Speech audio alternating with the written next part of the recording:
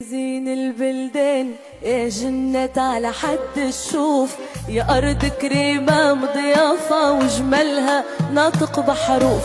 بلادي يا زين البلدان يا جنة على حد الشوف، أرض كريمة مضيافة وجمالها ناطق بحروف. بلادي يا زين البلدان يا جنة على حد الشوف، يا أرض كريمة مضيافة وجمالها ناطق بحروف। Title দেখেই বুঝতে পেরেছেন ভয়ঙ্কর দুঃসংবাদ।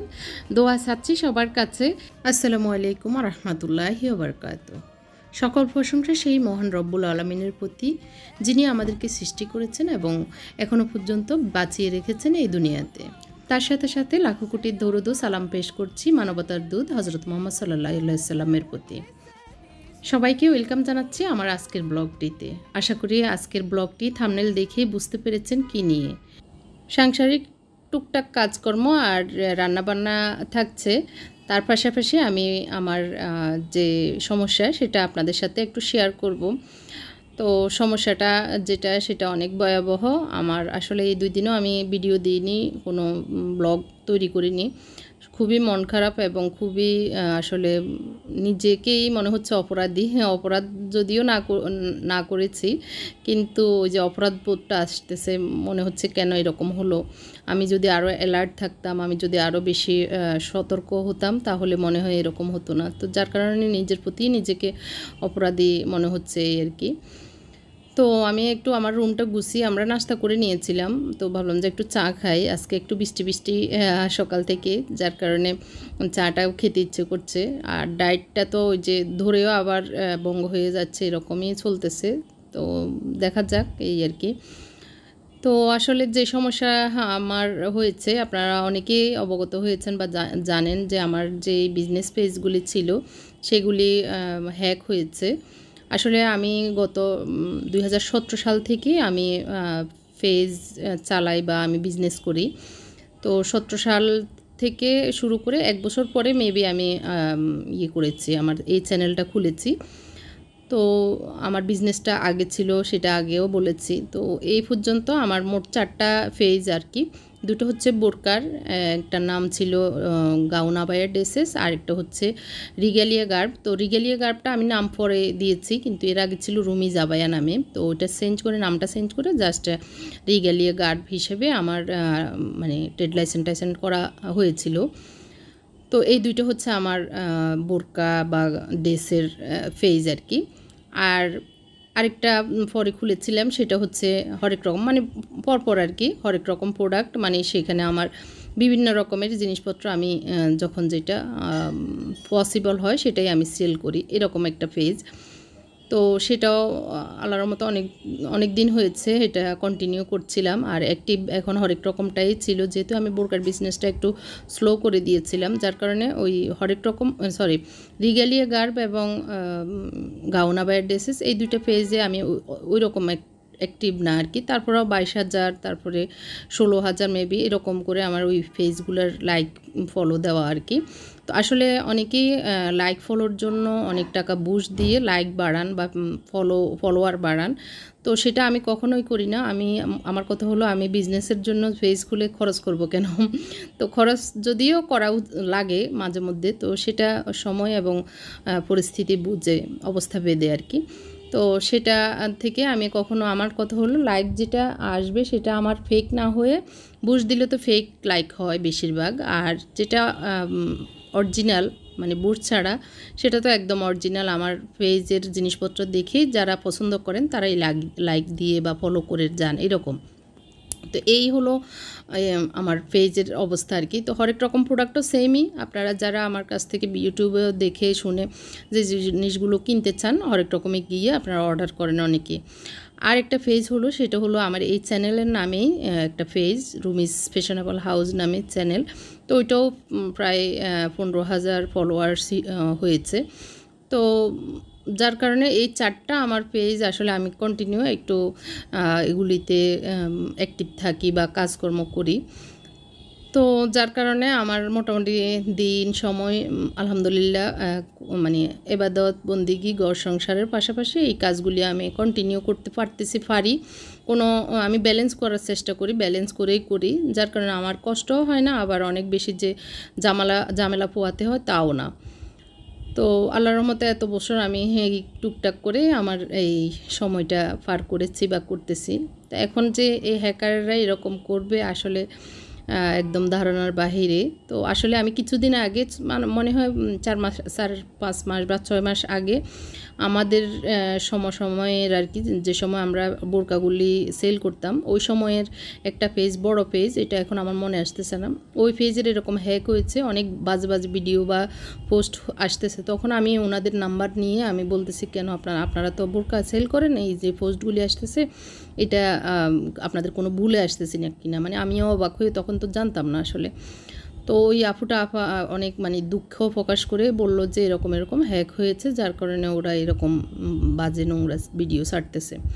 তো এটা আসলে তখন আমরা আসলে সতর্ক হওয়া উচিত ছিল, আমি আসলে ওই রকম চিন্তাও করি না এই আর কি। এখন মনে হচ্ছে আর কি ওই সময় যদি আমি বুঝতাম আমার ফেসগুলিরই ওই রকম হবে তাহলে আমি হয়তো পদক্ষেপ নিতে পারতাম, আর এখন গিয়ে এই কষ্ট বা এই পেরেশানি এত বেশি মানে হতাশা আসতো না এই আর কি। বিপদ আসলে কীভাবে চলে আসে বোঝাও যায় না। তো এখন হচ্ছে আমার যে পজিশন সেটা হচ্ছে আমি জিডি করেছি, তারপরে ক্রাইম যে সিআইডি অফিসে ওখানেও গিয়েছি। তো সব মিলিয়ে আবার আইটি অফিসার দিয়েও চেষ্টা করতেছি ফেজগুলি ফিরিয়ে আনার জন্য। তো আসলে যতটুকু বুঝতেছি আমি আবার পেজে আমার ছেলে মোত্তাকে তো ওগুলি বুঝে, তো আবার মানে ফেসবুকেও কমপ্লেন করে রাখছে আর কি, যে রেখেছে যে আমাদের এই পেজগুলি এরকম নষ্ট হয়েছে বা হ্যাক হয়েছে এটা আর কি। তো আসলে ফেসবুক থেকে ওইরকম কোনো সাড়া আসতেছে না, এখনও পর্যন্ত কোনো মেলই আসেনি। তো সব মিলিয়ে আসলে ওই রকম আসলে কোনো কিছুই হচ্ছে না, মানে যে আমি আমার পেজগুলি ফেরত পাবো। আবার এখন তো গত 2 দিন থেকে শুরু হয়েছে, অনেক বাজে ভিডিও দিচ্ছে ওরা।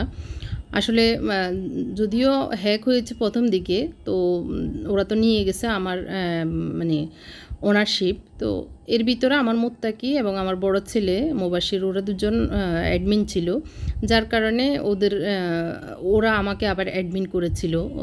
ওরা দেখতেছে কি হচ্ছে না হচ্ছে, যদিও কিছুই করার ছিল না।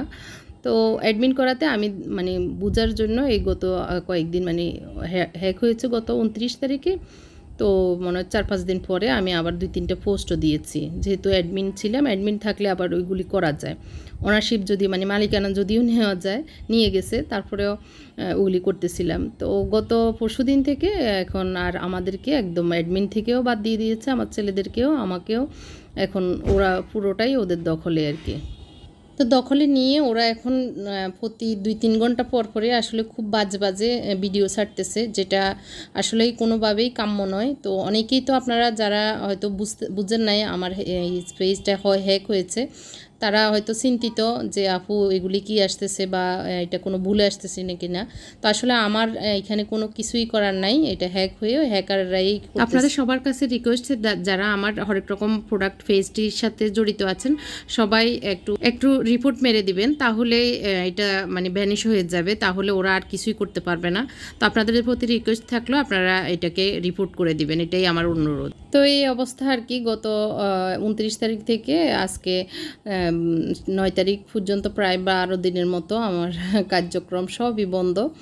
তো আসলে আবার ফেজ খুলে আবার নতুন করে যে কোনো কিছু করতে গেলে অনেক সময় সাপেক্ষ ব্যাপার, তারপর অনেক মানে সবার সাথে সেটা পরিচিত হওয়া অনেক মানে টাফ ব্যাপার। একটা যে কোনো কিছুই শুরু থেকে আবার করা যে অনেক কঠিন, সেটা তো সবাই জানেন।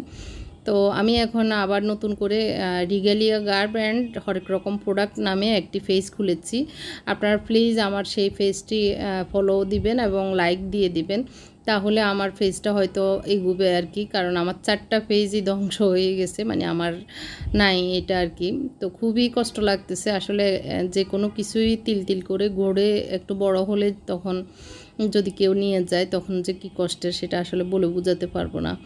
তো আপনাদের প্রতি আমার রিকোয়েস্ট থাকবে, আমার রিগালিয়া গার্ব ইংলিশে আর হরেক রকম প্রোডাক্ট বাংলায় থাকবে আর কি। আমি এটা দিয়ে দিচ্ছি আপনাদেরকে, আপনারা এই ফেজটা আমার ফলো দিয়ে দিবেন, তাহলে আমি হয়তো এগিয়ে যেতে পারবো। আপনাদের জন্য সুন্দর সুন্দর প্রয়োজনীয় ঘর সংসারের জিনিসপত্র আমি আপনাদের জন্য সেল করতে পারবো। তো এই আশাই করছি আপনাদের প্রতি। তো আপনারা যারা নতুন এখন চ্যানেল খুলেছেন বা ফেস খুলেছেন, বিজনেস করতে চাচ্ছেন, আপনাদের প্রতি আমার রিকোয়েস্ট থাকবে শক্ত এবং খুবই হার্ড দিবেন, পাসওয়ার্ড দিবেন। যে কোনো কিছুর পাসওয়ার্ডটা মানে লকটা হলো মেন।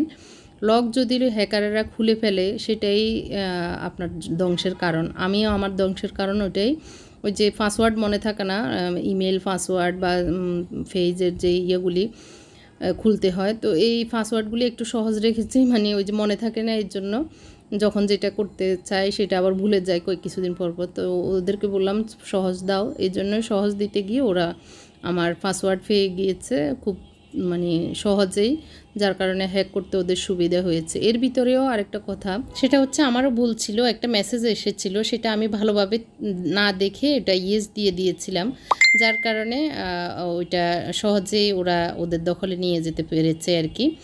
তো যাই হোক, সবাই দোয়া করবেন, আপনারা সতর্ক হবেন, এই আশা করি। আমার জন্য দোয়া করবেন আর ফলো দিয়ে রাখবেন আমার পেজটিতে। আল্লাহ হাফেজ।